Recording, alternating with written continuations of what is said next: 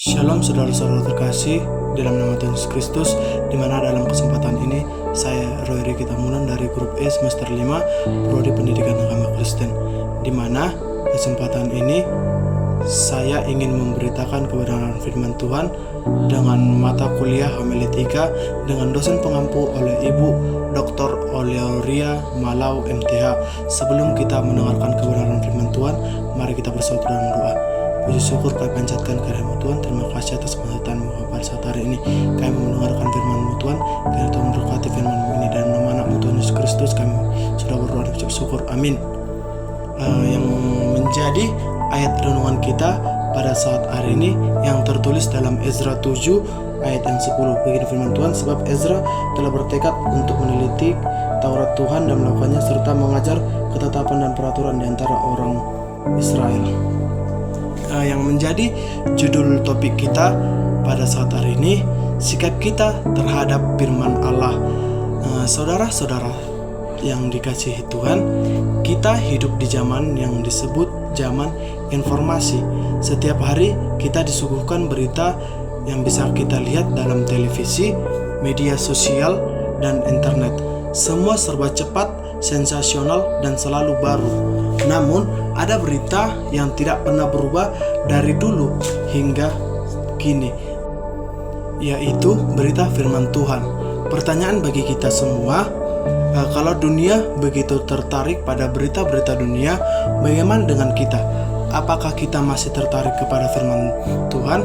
Hari ini kita belajar dari seorang tokoh dalam Alkitab, yaitu Ezra, seorang iman yang hidup setelah pembuangan ke Babel. Saat banyak orang sibuk membangun tembok, politik, dan ekonomi, Ezra memilih membangun kehidupan rohani bangsanya melalui firman Tuhan. Dan kuncinya tertulis dalam Ezra 7 ayat yang ke-10 sebagai pembacaan firman kita. Sebab Ezra telah bertekad untuk menyelidiki Taurat Tuhan dan melakukannya serta mengajarkan ketetapan dan peraturan di antara orang Israel. Ayat ini menunjukkan 4 sikap yang benar terhadap firman Tuhan. Yang pertama, bertekad untuk hidup dalam firman. Kalimat pertama berkata, sebab Ezra telah bertekad. Kata bertekad berarti memantapkan hati, bukan sekadar niat sesaat, tapi keputusan yang sungguh-sungguh. Ezra tidak menunggu waktu luang, tidak menunggu suasana hati baik. Ia memutuskan untuk menjadikan firman Tuhan sebagai pusat di dalam hidupnya. Saudara-saudara terkasih dalam nama Tuhan Yesus Kristus, tanpa tekad, hidup rohani kita tidak akan bertumbuh. Kita mungkin punya banyak Alkitab, aplikasi renungan, dan waktu kita, tapi tanpa tekad yang jelas, semua akan berlalu begitu saja. Ada tantangan bagi kita yang menjadi dasar kita. Sudahkah kita menetapkan hati untuk membaca, merenungkan firman Tuhan, dan menaati firman Tuhan setiap hari, seperti yang dikatakan dalam Mazmur 119 ayat 112. Begini firman Tuhan, aku condongkan hatiku untuk melakukan ketetapan-Mu untuk selama-lamanya sampai kepada kesudahan. Poin yang kedua yang bisa kita bahas yaitu menyelidiki firman Tuhan dengan sungguh-sungguh. Ayat selanjutnya berkata untuk menyelidiki Taurat Tuhan, yang artinya Ezra mempelajari dengan mendalam, bukan hanya sekadar membaca sekilas saja. Ia tidak puas hanya dengan mendengarkan khotbah, tapi ia sendiri menyelidiki isi firman itu sendiri. Firman Tuhan digambarkan dalam banyak cara.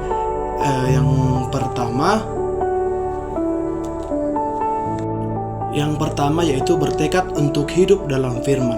Kalimat pertama berkata, sebab Ezra telah bertekad. Kata bertekad berarti menetapkan hati, bukan sekadar niat sesaat, tapi keputusan yang sungguh-sungguh. Ezra tidak menunggu waktu luang, tidak menunggu suasana hati baik. Ia memutuskan untuk menjadikan firman Tuhan sebagai pusat dalam hidupnya.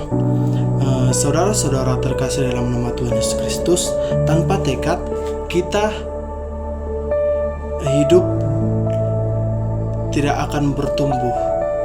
Kita mungkin punya banyak Alkitab, aplikasi, dan waktu. Tanpa tekad juga yang jelas, semua akan berlalu begitu saja. Ada tantangan bagi kita dalam ayat ini. Sudahkah kita menetapkan hati untuk membaca, merenungkan, dan menaati firman Tuhan setiap hari, seperti dalam Mazmur 119 ayat 112 yang begini firman Tuhan, "Aku condongkan hatiku untuk melakukan ketetapan-Mu untuk selama-lamanya sampai kepada kesudahan." Poin yang kedua bisa kita pelajari, yaitu menyelidiki firman Tuhan dengan sungguh-sungguh. Ayat selanjutnya berkata untuk menyelidiki Taurat Tuhan, yang artinya Ezra mempelajari dengan mendalam, bukan hanya sekadar membaca sekilas. Ia tidak puas hanya dengan mendengarkan khotbah saja, akan tetapi ia sendiri menyelidiki isi firman itu, yang dimana firman Tuhan digambarkan dengan banyak cara. Yang pertama, pelita bagi kaki kita, yang bisa kita lihat dalam Mazmur 119 ayat 105. Yang kedua, roti yang memberi hidup dalam Matius 4 ayat 4. Yang ketiga, benih yang bertumbuh dalam Matius 13 ayat 20. Dan yang selanjutnya, padang bermata dua dalam Ibrani 4 ayat 12. Semua ini menunjukkan bahwa firman Tuhan itu hidup dan aktif. Kalau kita tidak menyelidikinya, kita akan kehilangan kekuatan rohani kita. Poin yang ketiga yang bisa kita pelajari, yaitu melakukan firman dalam kehidupan sehari-hari. Selanjutnya dikatakan di sini, dan melakukannya. Ini bukti nyata dari cinta pada firman Tuhan, yaitu ketaatan. Yang bisa kita lihat dalam Yakobus 1 ayat 22 berkata, "Tetapi hendaklah kamu menjadi pelaku firman dan bukan hanya pendengar saja. Sebab jika tidak demikian, kamu menipu diri sendiri." Ada banyak orang Kristen yang tahu banyak tentang firman Tuhan, tetapi tidak hidup sesuai dengan firman itu. Pengetahuan tanpa ketaatan tidak menghasilkan buah. Yesus juga menceritakan perumpamaan tentang penabur dalam Matius 13, yang dimana hanya tanah yang baik, yaitu hati yang menerima dan melakukan firman yang menghasilkan buah. Poin yang keempat yang bisa kita pelajari, yaitu mengajarkan firman kepada orang lain, di mana ayat yang terakhir berkata, serta mengajarkan ketetapan dan peraturan di antara orang Israel. Ezra tidak berhenti hanya untuk dirinya sendiri. Setelah ia menghidupi firman itu, ia mengajarkannya kepada orang lain. Yang bisa kita lihat dalam Ulangan 6 ayat yang ke-6 sampai dengan ayat yang ke-9, mengajarkan agar firman Tuhan diajarkan di rumah, di jalan, saat kita duduk, saat kita berbaring, dan saat kita bangun. Firman harus menjadi bagian dari hidup kita sehari-hari. Yang menjadi kesimpulan kita dari Ezra 7 ayat 10, yaitu kita melihat siklus rohani yang tidak boleh terputus, yang dimana bertekad menyelidiki, melakukan, dan mengajarkan firman Tuhan. Ketika hidup kita dalam siklus ini, hidup kita akan berakar kuat dalam firman Tuhan dan menjadi berkat bagi banyak orang. Yang bisa kita lihat dalam Mazmur 1 ayat 2 sampai 3, begini firman Tuhan, "Tetapi yang kesukaannya ialah Taurat Tuhan, dan yang merenungkan Taurat itu siang dan malam. Ia seperti pohon yang ditanam di tepi aliran air, yang menghasilkan buahnya pada musimnya." Mari kita bersatu di dalam doa. Segala puji dan syukur kami panjatkan kehadirat Tuhan. Terima kasih atas penyertaan dan kepada hari ini. Kami telah selesai mendengarkan renungan pada hari ini. Kiranya Tuhan memberkati firman ini, Tuhan, menjadi pengajaran bagi kami, Tuhan. Dalam nama Tuhan Yesus Kristus kami berdoa dan mengucap syukur.